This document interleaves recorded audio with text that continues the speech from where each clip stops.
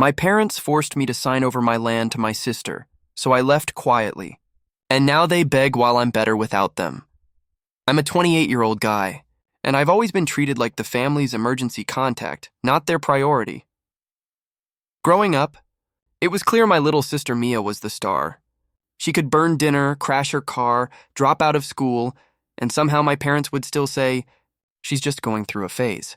Meanwhile, I could come home with a 3.9 GPA and hear, "Well, that's what we expect from you." I was the safe bet, the dependable one, the invisible net they assumed would never break. When I turned 24, I bought a small plot of land just outside town. It wasn't much, just a couple acres with some trees and silence, but to me it was freedom. I worked double shifts for years to afford it. While Mia spent her weekends partying and her weekdays recovering, I was pouring concrete dreams into the soil. That land was my escape plan from the chaos. At the time, I still lived at home. Not because I wanted to, but because I was saving. Every penny went into building something real. My dad would walk by my room and grunt, "Still working on those blueprints?" like it was a joke. My mom would say, "You'll probably never leave us anyway," with a weird kind of proud smile. But I was serious. That land was mine, and I needed it. Then Mia got pregnant. Suddenly, everything in the house shifted. My mom's voice got softer. My dad actually started cooking dinner, something he never did unless someone was dying. And for the first time, Mia looked scared. I didn't know it yet, but they were already thinking about my land. They just hadn't told me I was the backup plan for her, too. That land wasn't just dirt to me. It was the only thing in my life that felt like mine. I used to drive out there on weekends just to sit in the quiet. I'd walk the property lines with my boots crunching over leaves, imagining where I'd put a tiny house, maybe a garden. Sometimes I'd bring a folding chair, sit under the trees, and just breathe. No yelling, no tension, no walking on eggshells like I did at home. Just space. I needed that more than I realized. I'd been slowly pulling permits, saving up for septic, even talking to a contractor about a basic cabin build. I didn't have a timeline yet, but I had a dream, and it was unfolding one weekend at a time. Then Mia's pregnancy became everyone's new religion. My mom transformed overnight into Grandma of the Year. She was knitting booties, reading parenting books, redecorating the house for the baby's arrival. My dad, who barely spoke at dinner, was now making nutritious breakfasts for Mia every morning. And me? I became furniture, present but unacknowledged. Until one Sunday, my mom sat next to me at the kitchen table and casually asked, "Have you thought about letting Mia stay on your land for a little while? Just until the baby's born?" I laughed at first. I thought she was joking, but she just stared at me, hands folded, expression rehearsed. It would only be temporary, just while she gets back on her feet. "It's so peaceful out there, you know it would be good for the baby," my gut clenched. That wasn't a suggestion. It was the beginning of a setup, and deep down, I already knew how this story would go. They were going to make me the villain if I said no. I told them I needed time to think about it. That was my first mistake. By the next morning, Mia was already beaming at me over breakfast like I'd agreed. "I can't believe you'd do this for me," she said, voice syrupy, hand on her belly like she was cradling the future. My mom stood behind her with this teary, prideful look, like she was the one making the sacrifice. I just stared at my eggs, cold and untouched. That night, I tried to bring it up with my dad. I told him I wasn't sure how I felt about someone else living on land I hadn't even used myself yet. He didn't even look at me, just muttered, "It's family, son. You don't turn your back on family." Then he turned the volume up on the TV, and that was the end of that. The pressure didn't stop. My mom kept cornering me in the kitchen, guilt-tripping me in her soft, sad tone. "She's scared, honey. She has no one but us. You've always been the stable one." I hated that word. Stable. It was just code for invisible. The one who doesn't make waves. One evening, Mia knocked on my door and sat down on my bed like we were kids again. She whispered, "I'm sorry I was always a mess. But this baby, this is my second chance. You're the only one who can help me now." I wanted to believe her. I really did, so I nodded. I didn't say yes. I just nodded. And that one little motion? That was all they needed to start moving in behind my back. 2 weeks later, my dad called me into the dining room like it was a business meeting. There was a thick manila folder on the table. He patted the chair next to him, smiled like a used car salesman, and said, "It's just some paperwork to make everything smooth for your sister." My mom stood behind him with that same pinched smile she wears when she's lying but wants to look holy. I opened the folder. The first page looked innocent, some zoning notes, a basic property outline. But page 3 hit me like a brick, a full title transfer. From my name to Mia's, permanently. "Wait, what is this?" I asked, pointing to the legal phrasing. "This isn't temporary." My dad cleared his throat. "It's just cleaner this way. Less red tape for permits, utilities, insurance. It'll be easier if it's in her name. We're not asking you to give it up forever, just on paper." My mom chimed in, her voice already cracking like she'd rehearsed this. "We'll make sure she gives it back. We're your parents, sweetheart." "Would we ever cheat you?" Then Mia walked in. She was holding a sonogram photo and crying, of course. "I just want a safe home for my baby," she sniffled. "I can't raise him in chaos. I need peace." The room closed in on me. My own family sitting around me, staging a performance like I was the audience to my own betrayal. I said no, but they didn't stop. They kept pushing, guilt-tripping, crying, promising. And after 3 hours of emotional ambush, I gave in. I signed the papers. I told myself it was just for now. That they'd keep their word. That I'd still get it back. But in that moment, I didn't just lose land. I lost every illusion I had about what family meant. After I signed, I expected a thank you. Maybe even a little appreciation. But the moment that pen left the paper, something in them changed. Mia started walking around like she owned the place, because legally, she did now. She'd drive out to the land every weekend with her boyfriend, take selfies under my trees, and post captions like, "Grateful for our little sanctuary." No mention of me. No credit, just erasure. I tried to bring it up with my mom once. Told her it felt like they were pretending I never existed in the process.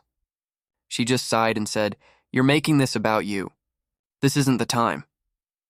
Then she gave me that disappointed look, like I'd broken some unwritten rule of sacrifice.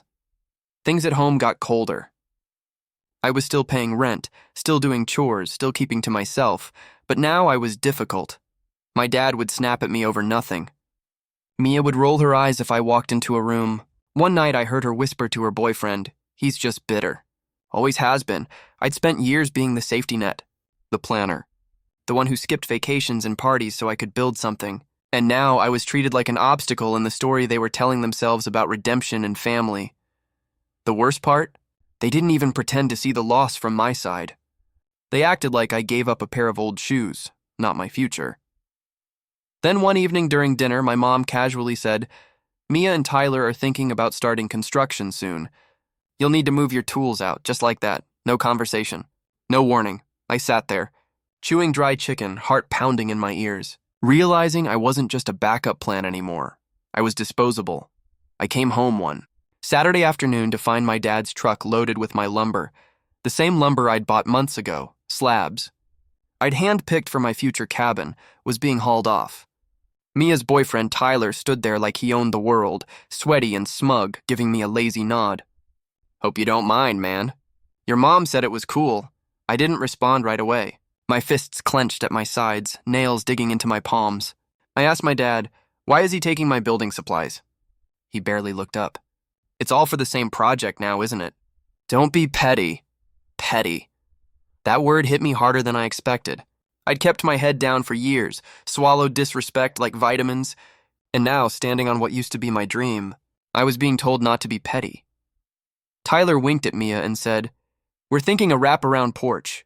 Maybe even a fire pit back there." Then he laughed. "Glad your brother had good taste." I walked away. I didn't yell. I didn't break anything. I didn't even cry. I went to my room, shut the door, and for the first time in years, I started packing. Not just clothes, everything. Photos, notebooks, my tools. I didn't have a plan, but I had a line, and they'd finally crossed it. That night, nobody noticed I didn't eat dinner. Nobody knocked. Nobody asked where I was going. And the next morning, just before sunrise, I carried my last box to the car. The house was still asleep. The only sound was the gravel crunching under my tires as I drove away. No goodbye, no scene. They took everything they could from me, so I gave them exactly what they feared most. I left quietly. I didn't have a plan. Just a beat-up car, a duffel bag, and a need to breathe. I drove 2 hours out to a friend's place. Eli, the kind of guy who always said, "If you ever need to disappear, my couch is yours." I never thought I'd take him up on it, but that night I showed up at his door with tired eyes and a broken heart. He didn't ask questions, just handed me a blanket and said, "Sleep first. We'll talk later." The next morning, I woke up to sunlight pouring through the windows and the smell of coffee. It was the first morning in years I didn't feel like I owed anyone anything. No guilt, no pressure, just stillness. I found a warehouse job within a week.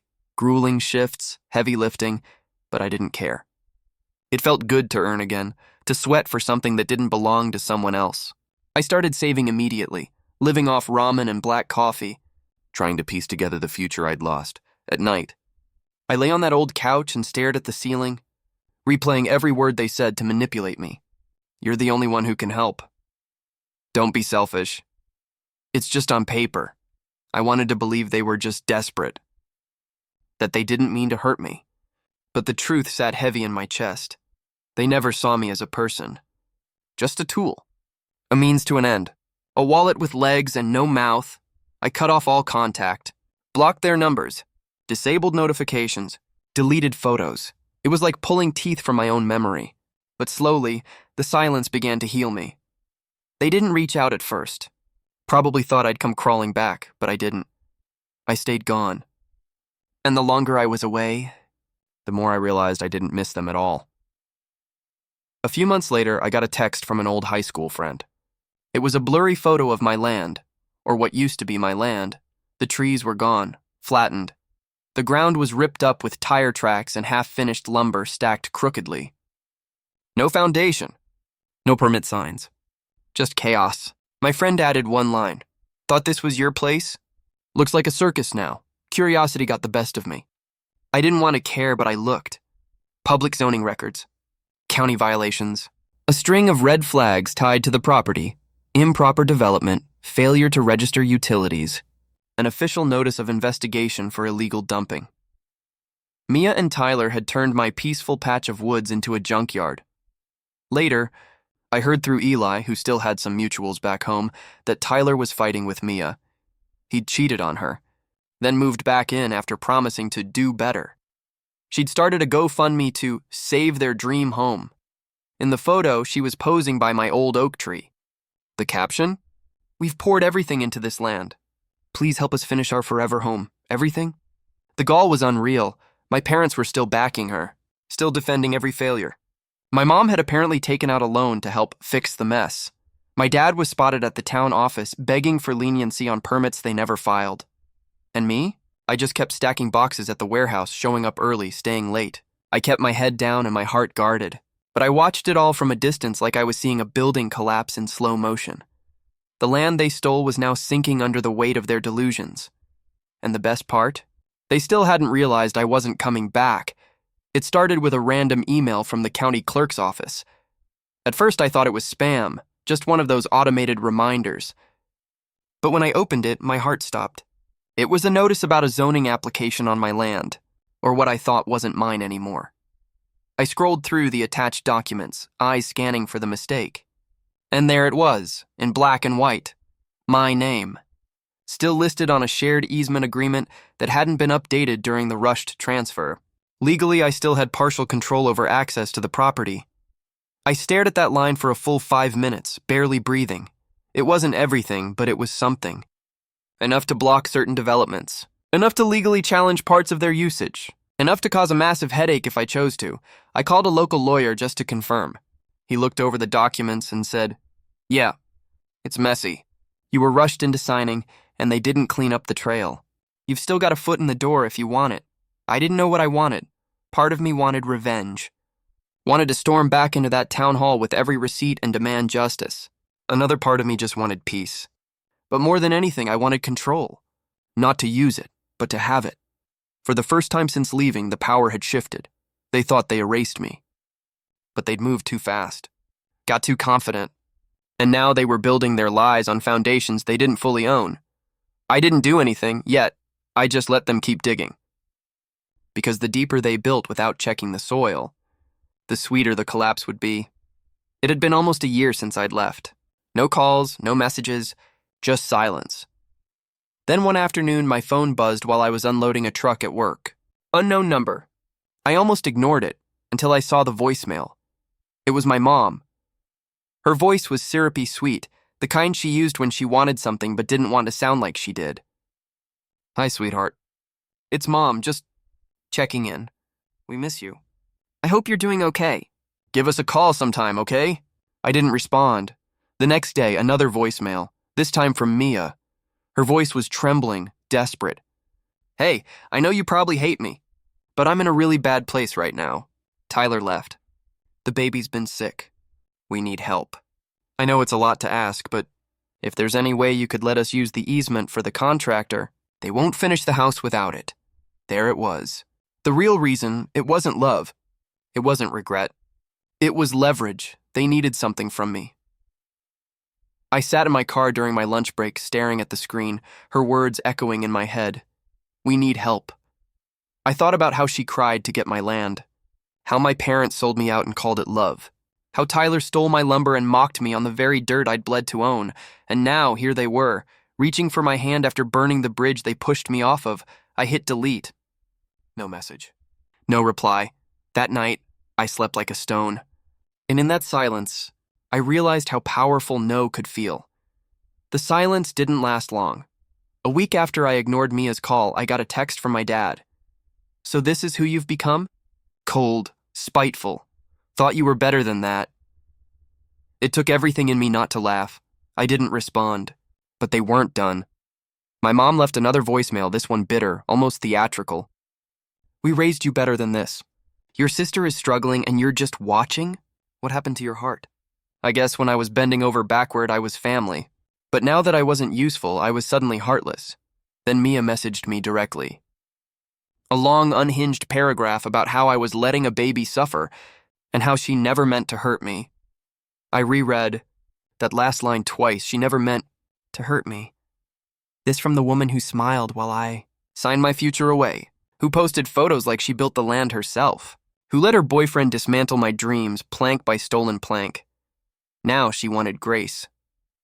At work, Eli looked over at me during break and said, "You good, man?" I must have been quiet. I told him everything, all of it. He just shook his head and said, "They don't miss you. They miss what you gave them." That line hit me in the chest. They didn't want reconciliation. They wanted access. They wanted the me who said yes, the me who gave in, the me who signed without reading and apologized when they made me feel guilty. That me was gone. So let them call me selfish. Let them write me off as the villain in their story. I'd rather be the villain in their fiction than the victim in my own. I don't think people realize what betrayal like that does to you, especially when it comes dressed as love.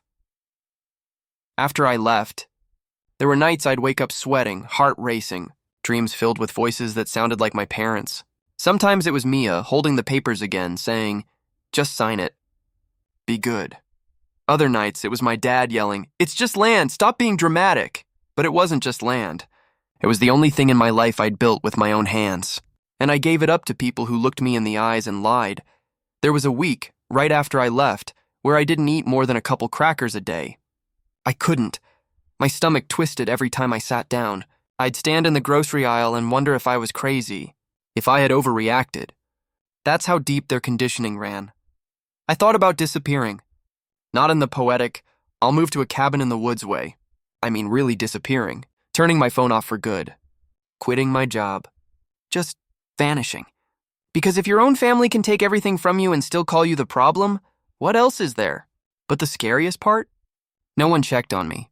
Not once, not my mom. Not Mia, not even my dad. The people who claimed to love me so much didn't even notice I was unraveling. It took everything I had not to break. And if it weren't for Eli letting me crash, or the foreman at the warehouse who showed me what respect actually looked like, I might have folded. I didn't just lose land when I signed those papers. I lost myself, for a while. But what they never expected was that I'd claw my way back. Healing doesn't look like how they sell it online. It's not bubble baths and yoga poses in golden light. It's ugly. It's quiet. It's sitting on the floor of a $400 a month studio apartment, staring at a microwave dinner and whispering, "I'm not going back. I started therapy 6 months after leaving. I didn't tell anyone, didn't post about it. I just walked in, week after week, and unloaded the weight I didn't know I'd been carrying since I was 10. Turns out, I'd been trained my whole life to believe my value came from sacrifice. That being the reliable son meant having no boundaries. That love was earned through usefulness. But here's what I learned. You don't owe people access to you just because they share your last name. My therapist said something once that stuck with me. There's a difference between forgiving someone and letting them sit at your table again. I've forgiven them, truly. Not because they asked for it, they haven't. But because I needed to cut the cord that was still tying me to their guilt. I don't flinch when I see their names pop up anymore. I don't wonder if I should reply. I don't write messages I never send. I've stopped needing closure from people who couldn't even offer basic respect, and that's the thing no one tells you. You don't have to let the people who broke you watch you heal. You can build your peace in private. You can choose silence over revenge. You can take your power back without making a sound. I didn't heal so I could return to them. I healed so I'd never need to again. Time passed. I kept my head down, worked, saved, lived. Every now and then I'd hear things, through Eli, mutual friends, whispers from back home. Mia's dream life had officially crashed. Tyler was gone again, this time for good. Rumor was he left her for someone he met at a bar. Mia was drowning in debt. The half-built house? Condemned. They'd ignored inspection orders, stacked illegal structures, even tapped into a neighbor's water line. County officials shut it all down. My parents, ever loyal, tried to save it. My mom cashed in part of her pension. My dad sold their second car. Eventually, they had no choice but to sell their own house. The one we all grew up in. They moved into a small rental outside town. Nothing like the home they once ruled with pride. And Mia? She was back under their roof with a toddler, no partner, and no plan. I got an email a few weeks ago from my dad. Subject line, "Let's talk." It was short. Just a few lines about how they'd made mistakes, how they regretted how things played out, how family should stick together. He didn't ask for money. He didn't mention the land, but it was clear what he wanted. I didn't reply. There was nothing left to say. They didn't reach out when I was at my lowest. They didn't blink while I bled for them. And now that the golden child's throne had rotted, they wanted the old workhorse back in the barn, but I wasn't theirs anymore. They lost everything trying to keep her afloat. And I found peace the second I let them drown without me. It had been nearly 2 years since I left. Then one day, without planning it, I took a detour on my way home from a delivery run. The road to my old land looked smaller now. Overgrown, familiar, but tired, like it had aged faster than the rest of the world. I pulled off to the side and stepped out, gravel crunching under my boots. For a second, I just stood there, letting the silence wrap around me. The place was unrecognizable. Where my cabin plans once lived, there was a collapsed shed, half burnt, roof caved in. Rusted nails stuck out of plywood like broken bones, the fence I built with my bare hands, torn down. One of the oak trees had been chopped. Another was dying, strangled by plastic netting someone forgot to remove. It didn't look like a home. It looked like a warning. I didn't walk onto the land. I didn't need to. I just stood at the edge, breathing in the ghosts of everything that could have been. But strangely, I didn't feel sad. I felt clean. Like someone who'd walked out of a burning house and didn't go back for the photos. On my way back, I passed the tiny apartment complex where I heard my parents were living now. I slowed down just enough to glance at it. A wilted flower pot sat on a windowsill I recognized, probably my mom's. Curtains drawn. Lights off. I didn't stop.